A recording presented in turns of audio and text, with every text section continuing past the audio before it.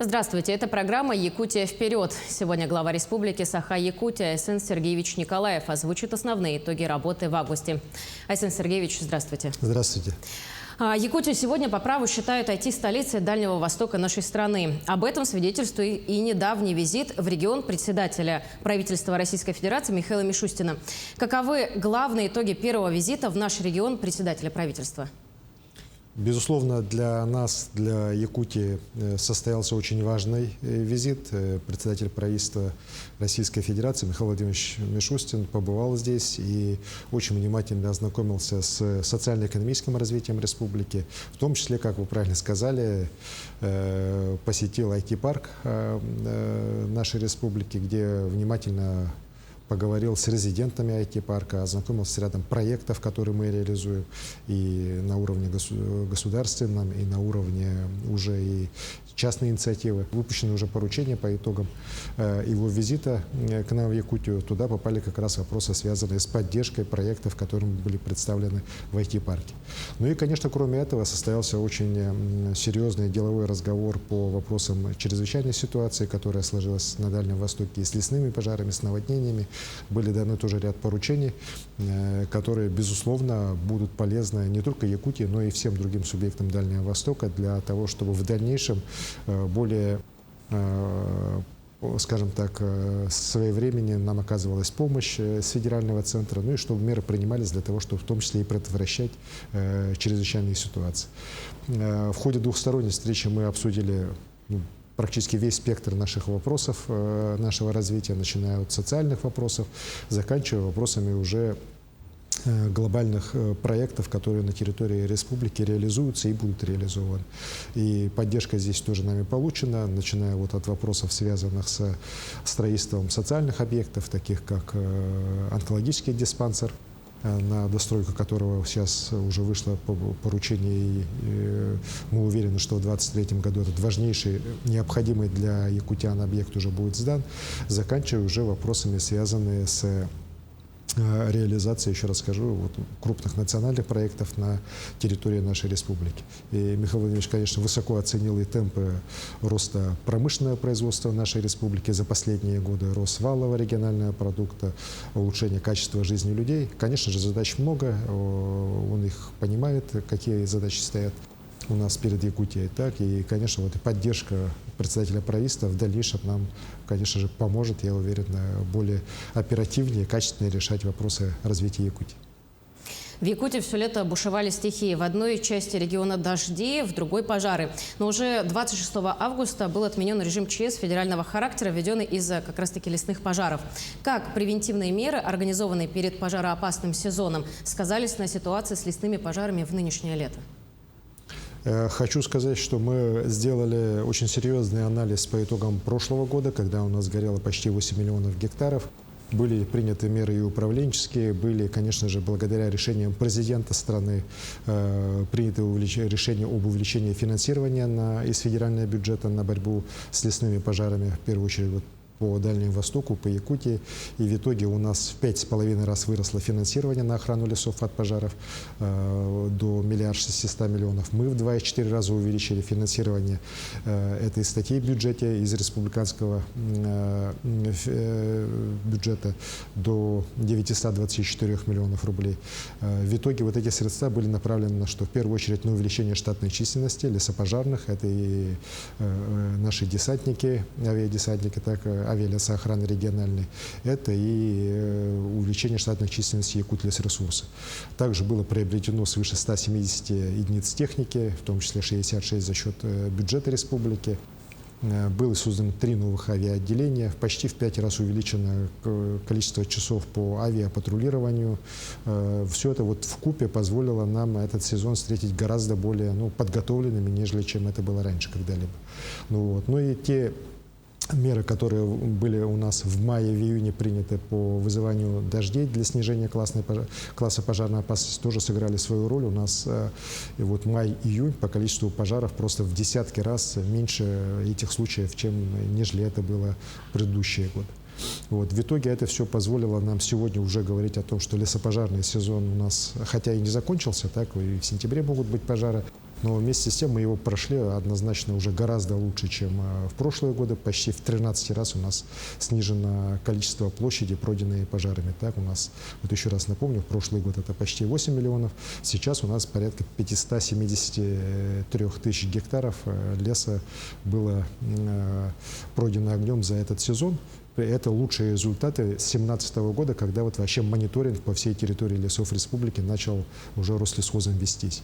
То есть мы реально, я считаю, что этот сезон отработали очень достойно.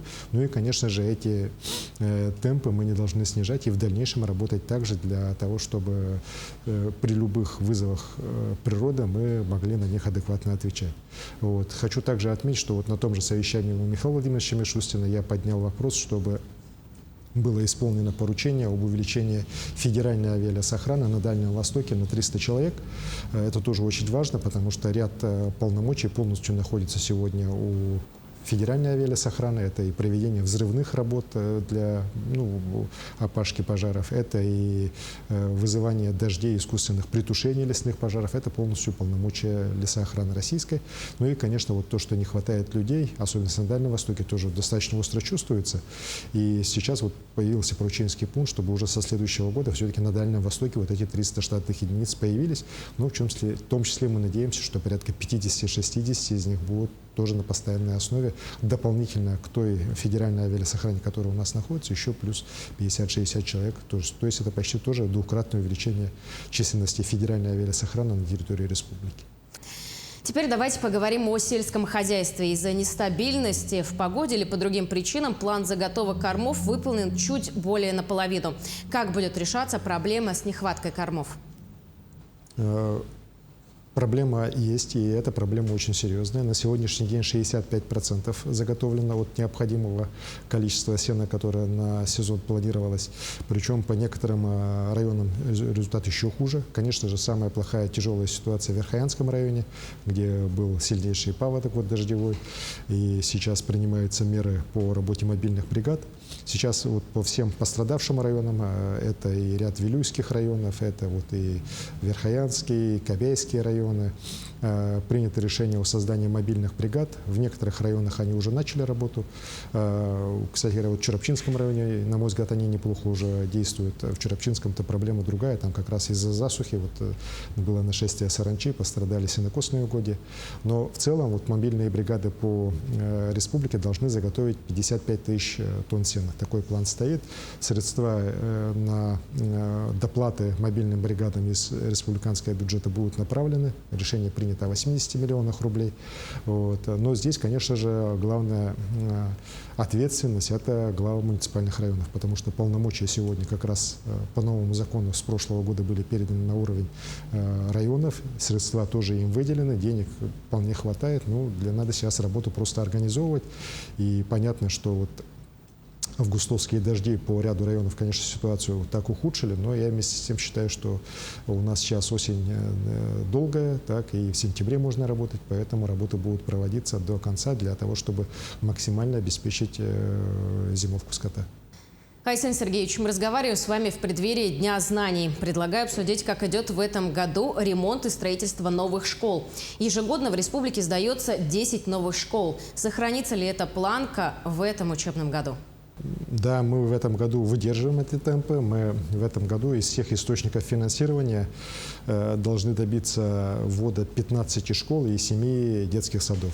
Вообще за последние годы у нас введено 36 школ и 66 детских садов. Вот за последние годы. Поэтому темпы хорошие, но вместе с тем, конечно же, задач много. Это и город Якутск, где серьезная все равно нехватка ученических мест. Это и районы, где несколько десятков у нас аварийных, ветхих зданий, деревянных еще школ. И здесь, конечно, надо нам темпы не снижать, а отрабатывать дальше, в том числе для привлечения федерального финансирования для строительства общеобразовательных наших учреждений, зданий. Хочу особо отметить, что мы в этом году получили колоссальные средства, порядка 2,5 миллиардов рублей на капитальный ремонт школ. Это сделано по поручению президента страны, который он дал на прошлом году на съезде партии «Единая Россия». Сейчас 38 школ должны быть отремонтированы уже в этом году. Вот, и мы уверены, что все школы Вот уже сентябрем все, ремонт будет закончен, там дети начнут обучаться. Ну, в некоторых школах, скажем так, процесс двухгодичный. То есть часть работ сделана в этом году, часть работ будет сделана в следующем году, тоже без нарушения учебного процесса.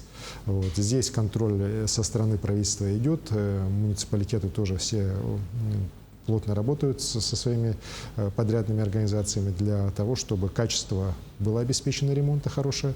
Ну и, конечно, еще раз говорю, чтобы в срок все работы были закончены и дети могли начать учиться.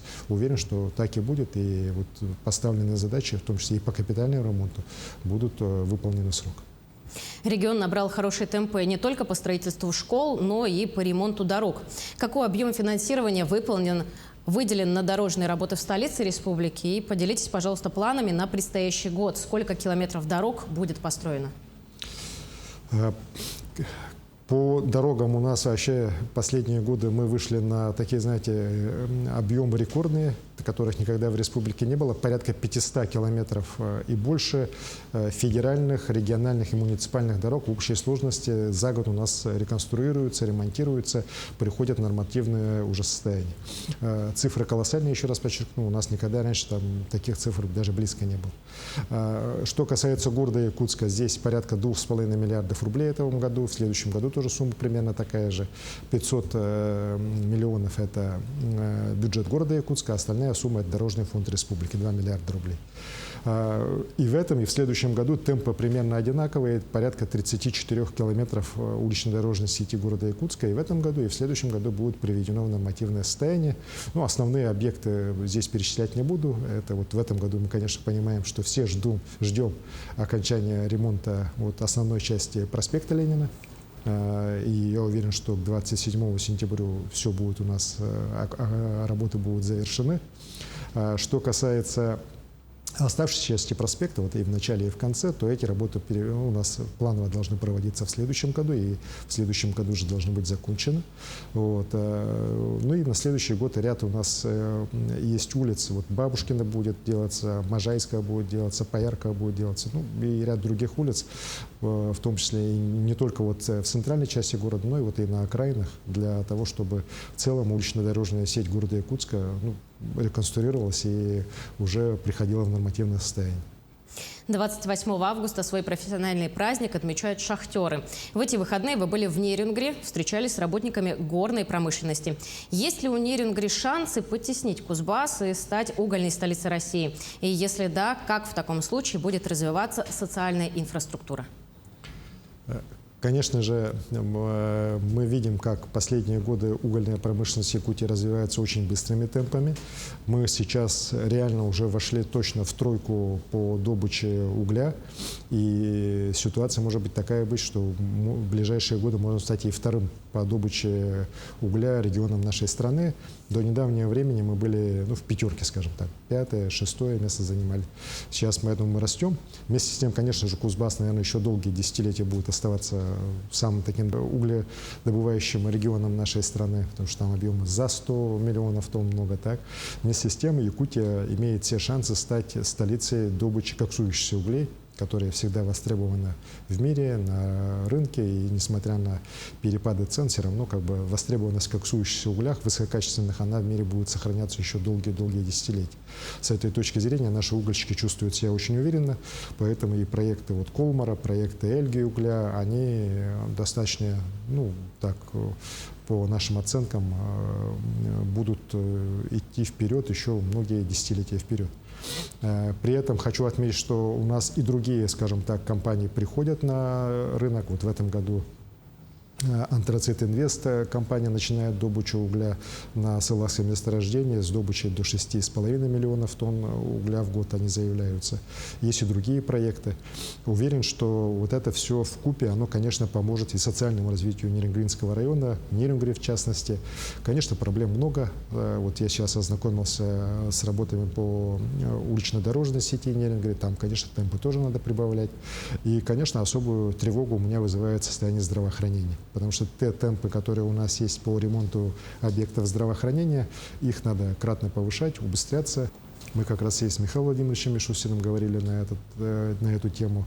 Надеюсь, что при помощи правительства Российской Федерации мы сможем в ближайшие 3 года все-таки серьезный ремонт по ряду объектов здравоохранения в Нерюнгри провести. Я вот сейчас был, опять посвятил ряд объектов, и женскую консультацию, и саму поликлинику взрослую. Так, ну, конечно, там удручающее зрелище, так здания давным-давно не ремонтировались, и, конечно, надо сейчас серьезно вот заняться вопросами по улучшению не только вот их внешнего вида, да, но и содержания уже и в том числе и внутреннего. Поэтому все проекты и документы, которые сейчас готовятся по объектам здравоохранения Нерюнгри, они делаются как раз с учетом новых требований, нового качества медицинских услуг, которые люди должны получить. В августе вы посетили форум «Армия». В своем докладе вы сделали акцент на важности патриотического воспитания молодежи, работе по противодействию и распространению фейков. На ваш взгляд, в каком случае эта работа найдет отклик среди молодежи? Что вы вкладываете в понятие патриотическое воспитание? Я считаю, что в нынешнее время государство никак не может стоять в стороне от воспитания патриотизма, гражданственности в юном поколении. К сожалению, многие десятилетия мы как-то считали, что это такая тема, которой государство не должно заниматься, человек сам все осознает, человек сам все поймет. К сожалению, вот пример других стран, в том числе и Украины, показывает, что целенаправленная пропаганда, как раз вот она может ситуацию поменять буквально на противоположную. И сегодня вот страна-победитель фашизма, Украина, да, она сейчас практически является сама по себе уже фашистским государством. И, конечно, здесь вот как раз отсутствие вот именно системной работы для нас оно недопустимо. Мы в Якутии имеем хороший опыт патриотического воспитания. Мы первыми в стране вот начали гимн исполнять с 2019 года по моему указу о проекте «Мы – будущее России». В этом году принят закон о патриотическом воспитании в республике Государственным собранием и мною подписан.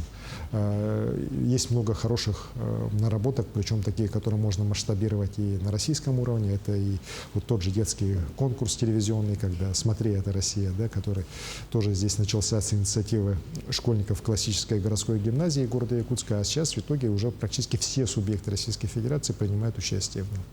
Поэтому я считаю, что воспитанием патриотическим надо заниматься, надо воспитывать в детях гордость за историю страны, за историю своего субъекта, города, поселка, села. Надо рассказывать. И здесь я считаю, что многие говорят, зачем еще раз, лишний раз, например, там, историю войны проходить и так далее. Но я считаю, что это очень важно, это очень нужно, потому что у нашей страны есть чем гордиться в своей истории, так и, конечно, молодое, юное поколение должно воспитываться как раз на лучших примерах. И с этой точки зрения, вот особенно сейчас, в период специальной военной операции, мы должны понимать, за что борются наши солдаты там, на Украине. Они ведь на самом деле реально сейчас спасают нас от фашизма. Потому что этот фашизм, если он окрепнет там на территории Украины, он, конечно, рано или поздно все равно будет использоваться в том числе западными странами, для наускивания на Россию, на ведение на ее территории уже каких-то военных действий. И поэтому это зло надо выкорчевать чем раньше, тем лучше. И здесь, вот еще раз говорю, вопросы патриотического воспитания очень важны, мы этим будем заниматься. И вот как раз на форуме «Армия» мы про это много говорили, в том числе и через продвижение новых технологий, через уже киберпространство. И здесь, опять же, считаю, что у нас есть возможности для того, чтобы наша республика и в дальнейшем вопросы патриотизма, вопросы воспитания молодого поколения держала на самом высоком уровне. Айсан Сергеевич, спасибо вам большое, что нашли время прийти и ответить на все наши вопросы. Благодарю вас. Спасибо. Глава Якутии Айсан Николаев озвучил основные итоги работы в августе. Ну а мы продолжим следить за развитием событий. Оставайтесь с нами.